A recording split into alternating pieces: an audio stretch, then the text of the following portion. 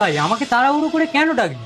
দেখো দাদা, বাবার সম্পত্তি তো আমরা দুই ভাই সমান ভাগ পেয়েছি, তাহলে আমি কেন বাবা মাকে দুজনকে একা টানতে যাবো? দেখ ভাই, বাবা মাকে আমার কাছে রাখতে আমার কোনো অসুবিধে নেই, কিন্তু বাবা মা তোর কাছে থাকতে ভালোবাসে, তাই তোর কাছে আছে। এখন যদি তোর কোনো অসুবিধা হয় আমাকে বল, আমি এক্ষুনি আমার বাড়িতে আমার বাবা মাকে নিয়ে চলে যাচ্ছি। না না, তাহলে তো লোকে আমাদের খারাপ বলবে। বাবা মা সম্পত্তি নেবো অথচ বাবা মাকে দেখবো না। তার চেয়ে একটা কাজ করুন, আপনি একজনকে নিয়ে যান আর একজনকে রেখে যান। ঠিক আছে বৌমা, তোমরা যেটা বলবে সেটাই হবে। ভাই তুই বল, আমি কাকে নিয়ে যাব, মাকে না বাবাকে? এই শোনো, মাকে রেখে দিচ্ছি, মাকে দিয়েছে সংসারের সমস্ত কাজ করাবো, কি বলো? দাদা আপনি বাবাকে নিয়ে চলে যান। ঠিক আছে, তাই হবে। বাবা, তুমি তোমার জামা কাপড় গুছিয়ে নাও।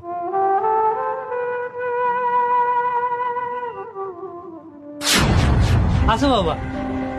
শুভাশ্রী, দেখো কে এসেছে। ও, বাবাকে নিয়ে এসেছো? বাবা ভালো আছেন? থাক মা, থাক থাক থাক থাক।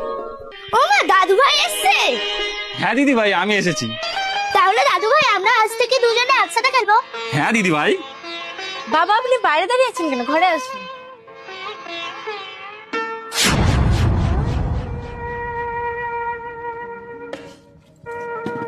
বাসনগুলো মাজা হয়ে গেলে কাপড়গুলো কেচে দেবে।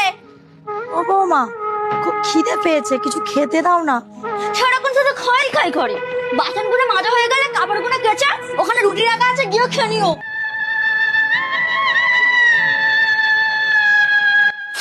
তুমি কেমন আছো গো? আমি খুব ভালো আছি। বড় বৌমা আমার খুব যত্ন নেয়, আর বড় ছেলেও আমাকে খেয়াল রাখে। তুমি কেমন আছো? আমিও খুব ভালো আছি। এরা আমার খুব যত্ন নেয়, আমি যখন যেটা খেতে চাই আমাকে সেটাই খেতে দেয়। এই দেখো না, একটু আগে লুচি আর আলুর দম খেলাম। তুমি মিথ্যে কথা বলছো, তোমার গলার স্বর বলে দিচ্ছে তুমি ভালো নেই। ছোট বৌমা তোমার উপরে খুব অত্যাচার করে না গো?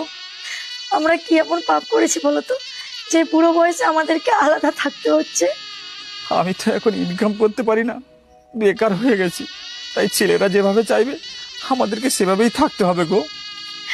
তোমাকে ছেড়ে থাকতে আমার খুব কষ্ট হচ্ছে গো। শুধু কি তোমার কষ্ট হচ্ছে, আমারও কষ্ট হচ্ছে গো।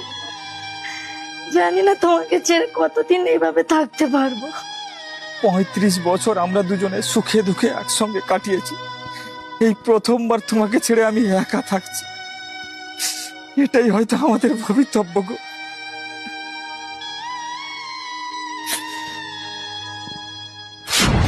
কি গো শুনছো? হ্যাঁ, কি বলছো বলো। তোমাকে একটা কথা বলবো, তুমি না মাকে ওখান থেকে নিয়ে চলে এসো। কেন, হঠাৎ কিছু হলো নাকি? আসলে বাবাকে দেখে না খুব খারাপ লাগছে। তুমি একটা কথা ভাবো, ওনারা এত বছর একসঙ্গে কাটিয়েছে, আজ হঠাৎ করে আমরা ওনাদের আলাদা করে দিয়েছি। এটা কি আমরা ঠিক করছি? আচ্ছা এটা বলো তো, আমাদের যখন বয়স হয়ে যাবে, আমাদের যদি এইভাবে আলাদা করে রেখে দেওয়া হয়, আমরা কি দুজন দুজনকে ছাড়া থাকতে পারবো? সত্যি তো, এটা তো আমি কোনোদিন ভেবে দেখিনি। তাহলে তুমি আমার একটা কথা রাখবে, অফিস থেকে ফেরার সময় তুমি মাকে নিয়ে আজই চলে এসো। না শুভশ্রী, আমি আজ অফিস যাব না, আমি এখনই মাকে আনতে যাব। বাবা মার প্রতি যে এত বড় একটা অন্যায় হয়েছে, আর আমি ছেলে হয়ে সেটা বুঝতে পারিনি। শুভশ্রী, তুমি আমার চোখ খুলে দিয়েছো, তোমাকে অনেক অনেক ধন্যবাদ। আমি এখনই যাচ্ছি মাকে আনতে।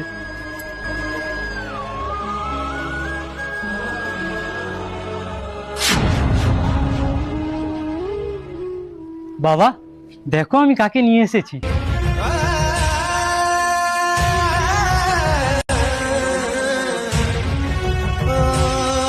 শুভশ্রী, দেখো আমি কাকে নিয়ে এসেছি।